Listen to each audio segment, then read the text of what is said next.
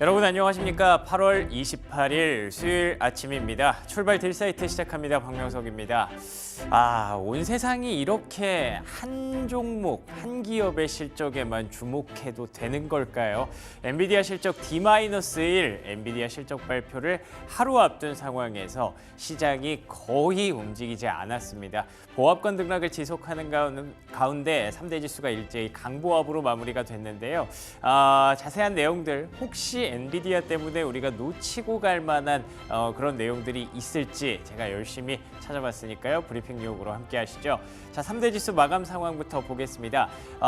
다우지수 0.02%, 나스닥 지수 0.17%, 그리고 S&P 500 지수 0.16%까지 3대 지수 일제히 강보합선에서 마무리가 됐습니다.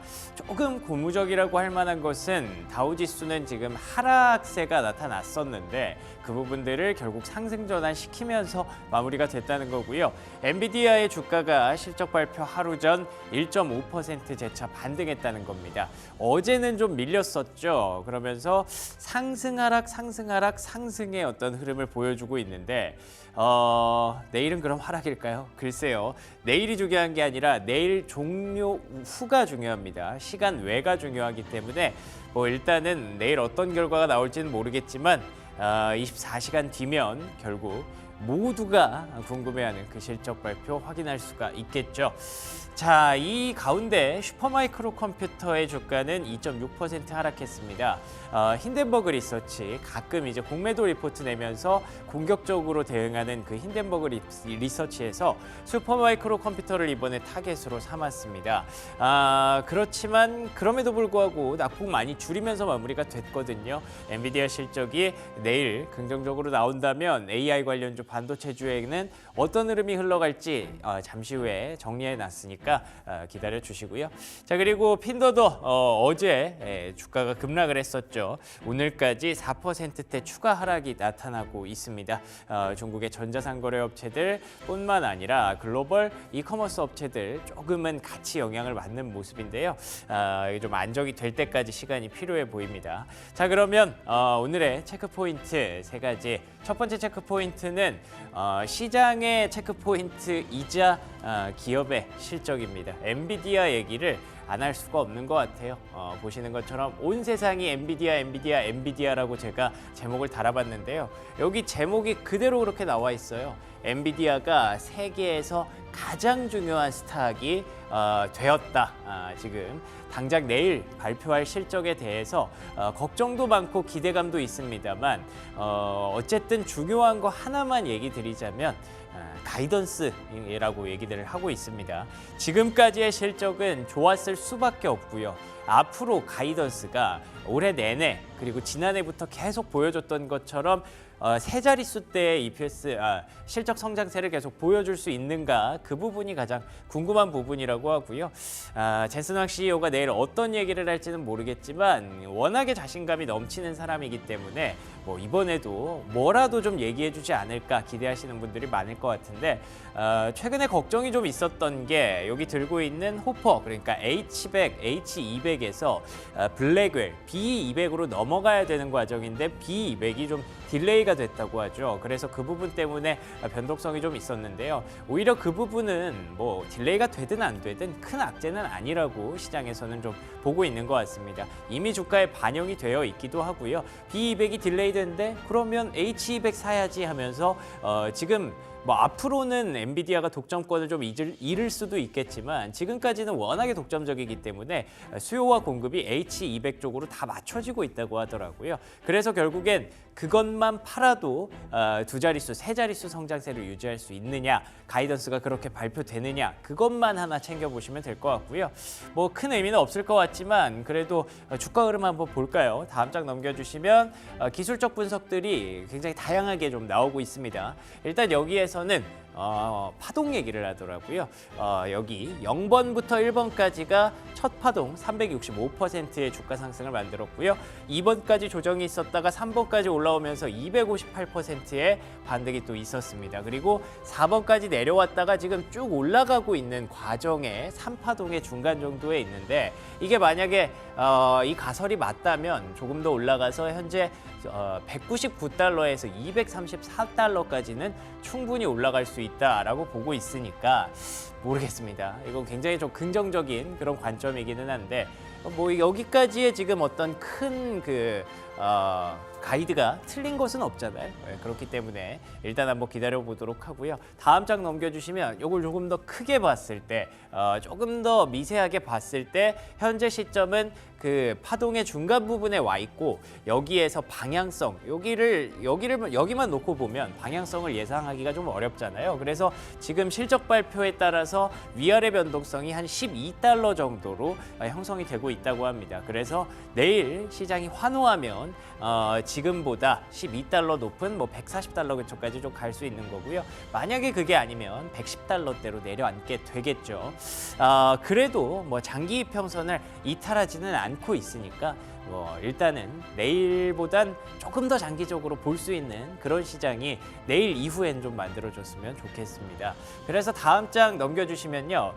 제가 앞서 말씀드린 대로 엔비디아 실적이 다른 종목들에 미칠 영향, 특히 국내 증시에서는 SK하이닉스가 다시 좀 올라올 수 있을까 걱정하시는 분들 계실 텐데 지금 현재 월가의 어떤 전망을 말씀드리면 엔비디아의 실적이 그러니까 비트할 경우 엔비디아의 실적이 시장 예상치보다 훨씬 높게 나올 경우에는 TSMC의 주가를 놓고 한 3% 정도 올라갈 것이다 라고 전망을 내놓고 있습니다. 그리고 두 번째는 매치할 경우, 딱 맞출 경우에는 TSMC의 주가가 1% 정도 오를 것이다 라고 보고 있고요. 어쨌든 이 두 가지 경우만 만족하면 TSMC뿐만 아니라 SK하이닉스의 주가도 반등할 것으로 예상이 되는데 만약에 미스할 경우에는 TSMC 주가가 한 2%가량 하락할 수 있다라는 시나리오를 좀 가져가고 있습니다. 그런데 제가 여기 제목에다가 어지간하면 오른다라고 쓴 이유가 있습니다. 지금 여기 밑에 보시면 가장 첫 번째 가이던스를 상회할 가능성이 50%까지 나오고 있고요. 그리고 여기 가이던스를 매치할 가능성이 30%, 그리고 가이던스를 이탈할 가능성이 20%이기 때문에 위에 두 개 더한 80이잖아요. 그래서 일단 시장의 기대감은 확실히 여전히 좀 살아있다. SK하이닉스, TSMC 이런 종목군들도 내일까지 한번 지켜볼 필요가 있다라고 정리할 수가 있겠네요. 자, 그러면 두 번째 체크 포인트 한번 보겠습니다. 워낙에 엔비디아 기술주 얘기만 하다 보니까 여기에 계속 사람들이 이렇게 관심이 많아지면 결국에는 위아래 변동성이 커질 수 있는 거잖아요. 누군가는 위쪽으로 생각하고 누군가는 아래쪽을 생각하고 있을 테니까. 그래서 지금 기술주와 금리 인하 기대감이 다 같이 컬랩스, 무너질 수 있는 리스크가 있다라고 현재 노무라 증권에서 지적을 하고 있습니다. 이게 고민이 많아지는 게 문제예요. 그러니까 아예 안 좋았거나 아예 좋았으면 모르겠는데 다 기술주들이 좀 애매했다는 거죠. 그렇게 되면 기술주가 좋네라고 해서 베팅하기도 좀 어렵고 기술주가 안 좋고 뭐 투자도 둔화되고 경기도 침체되네 그러면서 금리 인하 쪽으로 가야겠다라고 예상하기가 좀 어려워지는 부분이기 때문에 계속 좀 고민되고 변동성이 있을 수밖에 없다는 겁니다. 그럴 때는 그냥 기술주 좀 피해 있고 포트폴리오 다른 쪽으로 한번 봐보자라는 그런 접근이고요. 다음 장 넘겨주시면 그래서 실제로 지금 그런 트레이딩이 일어나고 있는 게 현재 코카콜라 그리고 콜게이트는 아시는 분들 아시겠지만 치약 만드는 회사입니다. 그리고 유나이티드 헬스 보험업종 이런 흔히 말하는 그 경기 방어주들의 강세가 생각보다 강하게 지속되고 있다라는 부분이죠. 여기서 52주 신고가 깨고 있는 종목들도 굉장히 많아지고 있고요. 뭐 알아서 다들 포트폴리오 구성 잘 하고 계시겠지만 제가 꾸준히 말씀드리는 게 너무 지금 기술주 그리고 반도체로만 몰아놓으면은 굉장히 좀 아플 수 있다라는 부분들을 말씀드렸으니까 비기술주에서 특히 이런 필수 소비재들한테는 지금 인플레이션이 많이 떨어졌잖아요. 그런데 경기도 둔화되고 있잖아요. 그러면 만들긴 만들어야 되는데 비용적으로는 이득을 보고 그러면서 다른 물건들은 좀 안 팔릴 수 있어도 필수 소비재는 경기 둔화 과정에서도 잘 팔리니까 이런 종목들도 한번 관심 있게 보시면 어느 정도는 비빌 수 있는 언덕이 될 수 있지 않을까 기대해 보고 있습니다. 자, 그리고 세 번째 체크 포인트로 넘어가 볼게요. 세 번째 체크 포인트는 간단히 경제 지표 두 개만 한번 챙겨봤습니다. 요거는 이제 케이스 실러 주택 가격 지수라고 하는 거고요. 최근에 보시는 것처럼 쭉 올라가다가 쭉 꺾이는 과정이 좀 있습니다. 근데 이게 6월 데이터예요. 이게 조금 늦게 나옵니다. 2월 돼서. 그래서 6월 데이터가 꺾이고 있기 때문에 뭐 경기 둔화 정도는 확인할 수가 있지만 8월 데이터가 어떻게 나오는지에 따라서 또 달라질 수는 있겠죠. 다음 장 넘겨주시면 이대로 보면 경기 침체인 것 같은데 그래도 이제 이게 소비자 신뢰지수입니다. 소비자들의 심리를 말하는 거고요. 이게 8월 거고 여기가 6월 거잖아요. 6월까지는 둔화가 되고 있었지만 7, 8월 다시 좀 올라왔구나. 그러면 침체는 아니구나 정도로 여러분들 간단하게 정리해보고 넘어가면 좋을 것 같습니다. 자, 그러면 특징주로 넘어가 볼게요. 다음 장 넘겨주시면요. 일단 핀비즈맵부터 한번 보겠습니다. 일단 보시는 것처럼 군데군데 빨간색이 좀 있고요. 그린라이트는 확실히 저쪽이 많습니다. 그렇죠? 기술주라고 하기보다는 반도체가 제일 많습니다. 엔비디아 실적 발표를 앞두고 현재 주가의 움직임들이 조금은 기대감 쪽으로 다시 한번 형성되고 있는데 괜히 이게 또 불안해지네요. 괜히 기대감 높았다가 또 꺾이면 안 되는데 그래도 시장이 힌트를 주고 있다라고 긍정적으로 좀 해석해 봐야겠죠. 테슬라가 1.8% 하락하는 과정에서 오늘 있었던 샤오펑의 이슈 잠시 후에 한번 챙겨보고요. 에너지주 그리고 유틸리티가 하락했다는 점에서 확실히 지금 관심은 여기 경기 민감주, 경기 방어주 이런 쪽보다 결국 또 반도체로 다 지금 흘러갔다. 하루 전이니까 충분히 그럴 수 있다라고 보시면 될 것 같고요. 제가 앞서 말씀드린 대로 조금은 놓칠 만한 그런 포인트들 3가지로 한번 정리해봤습니다. 다음 장 넘겨주시면요. 첫 번째 특징주는 엔비디아 얘기 많이 했으니까 넷플릭스 한번 보도록 하겠습니다. 넷플릭스가 최근에 신고가 경신 랠리를 달리고 있는데 에버코어에서 거의 이런 극찬을 했어요. 단점이 안 보인다고. 지금 재무적으로나 본질적으로나 경쟁적으로나 최상의 상태에 나와 있다고 얘기를 하고 있습니다. 최근에 멕시코에 진출을 했대요. 그런데 멕시코에서 선풍적인 인기가 좀 나오고 있고요. 그리고 또 그 안에서 가장 OTT 업체들 중에서 만약에 경기가 둔화되고 침체됐을 때 OTT 이걸 만약에 끊는 경우가 있을 거잖아요. 근데 그럼에도 불구하고 하나만 남겨야 된다면 넷플릭스일 수밖에 없다는 겁니다. 그만큼 경쟁적인 위치에서 압도적인 입지를 차지하고 있고 그리고 나아가서 그렇게 되면 또 이제 가격을 좀 올릴 수도 있겠죠. 그렇게 된다면 넷플릭스에 대한 기대치 앞으로 게임 플랫폼까지 갖추고 있다는 점에서 굉장히 좀 긍정적인 평가들이 나오고 있는데 경기 둔화 국면에서는 확실히 어떤 업계든 1등주 가져가는 게 최고인 것 같습니다. 자, 다음 장 넘겨주시면요. 두 번째 실적주는요. 할인 매품 쪽에서 할인 매장 쪽에서 1등주라고 한다면 월마트 그리고 코스트코를 들 수가 있겠죠.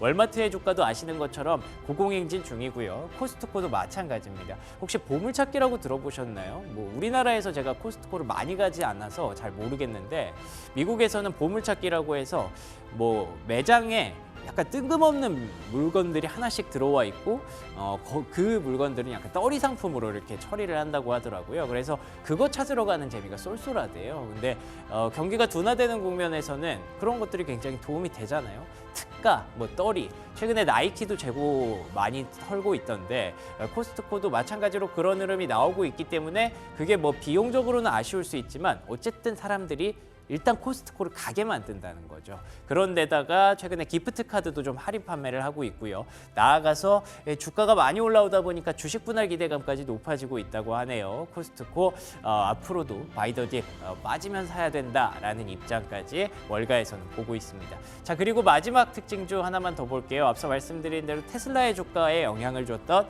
샤오펑의 움직임입니다. 6% 급등했고요. 아시는 것처럼 중국의 전기차 스타트업인데 저기 보시면 2천만 원짜리 전기차, 명백히 따지면 2,200만 원이고요. 1,600달러? 그 정도 된다고 하더라고요. 1,700달러 정도 된다고 하더라고요. 그러면 이제 테슬라가 지금 가장 저가로 내고 있는 모델 3보다 반값이거든요. 거의 반값. 그렇기 때문에 그런데다가 지금 샤오펑이 최근에 로봇, 휴머노이드 로봇까지 공개를 하겠다고 얘기한 상황입니다. 테슬라가 한다는 거 다 하고 있고 테슬라보다 다 빨라요. 그렇다는 점에서 확실히 테슬라는 좀 중국 업체들의 견제를 강하게 받는 상황이라고 봐야 될 것 같고요. 지금 시점에서 이쪽이 조금 더 유리해 보이기는 합니다만 아무래도 중국이라는 악재가 붙어 있기 때문에 전기차 섹터는 조금 시간을 두고 지켜봐야 되는 그런 상황인 것 같기는 합니다. 여기까지 브리핑 뉴욕이었고요. 조은준 캐스터와 원자재 브리핑 이어갑니다. 간밤 글로벌 시장 살펴보겠습니다. 원달러 원율은 소폭 상승하면서 1,331원에 거래 마쳤습니다. 장중에 33원을 웃돌기도 했는데요. 야간 거래에서 파운드 강세 여파로 달러가 약세 보이자 이 원달러 환율의 오름폭도 축소됐습니다. 영국은행 베일리 총재가 지난주 잭슨홀 미팅에서 이 매파적 발언을 했는데 뒤늦게 반영되면서 이 파운드 강세 압력 받았었는데요. 2022년 이후 이 파운드와 달러 대비 파운드화 가치가 최고치에 오르기까지도 했습니다. 이와 함께 달러 인덱스 100.55까지 밀려났고요. 원달러 환율의 상승에도 제한 걸렸습니다. 10년물 국채금리 보시면요. 상승 마감했습니다. 다만 이 간밤에 채권 시장을 움직일 만한 재료는 딱히 없었는데요. 대신 유럽의 국채금리가 급등하면서 이와 함께 미국도 발맞춘 것으로 풀이되고 있습니다. 이 영국 정부가 재정 부족을 이유로 증세가 불가피하다고 선언한 데 이어서 영국의 국채금리 급등하고 있다는 점도 함께 참고하시기 바라고요. 이어서 국제 유가도 한번 살펴보시면요. 2% 이상 하락하면서 75달러에 거래되고 있습니다. 전일 국제 유가가 리비아의 정부의 내부 갈등으로 인해서 원유 생산을 중단할 거다라는 소식 전해지면서 3% 이상 급등했는데요. 고드만삭스는 보고서를 통해서 이 리비아의 생산 중단은 단기에 그칠 것이다 이렇게 예상한다고 밝히면서 다시금 안정 되찾으면서 하락 반전한 것으로 보입니다. 이어서 금속 선물도 한번 보시겠습니다. 금의 상승세는 지속되고 있습니다. 이 지정학적 갈등 속에서 안전자산에 대한 금에 대한 투심은 계속해서 자극받고 있는데요. 이와 함께 계속 상승하고 있는 모습이고요. 금속 시장에서의 은 그리고 백금을 제외하고 니켈, 팔라듐 그리고 아연 등 대부분의 금속 선물은 모두 상승 마감했다는 점 확인하시길 바랍니다. 이어서 프리미엄 미국 주식 시작하도록 하겠습니다.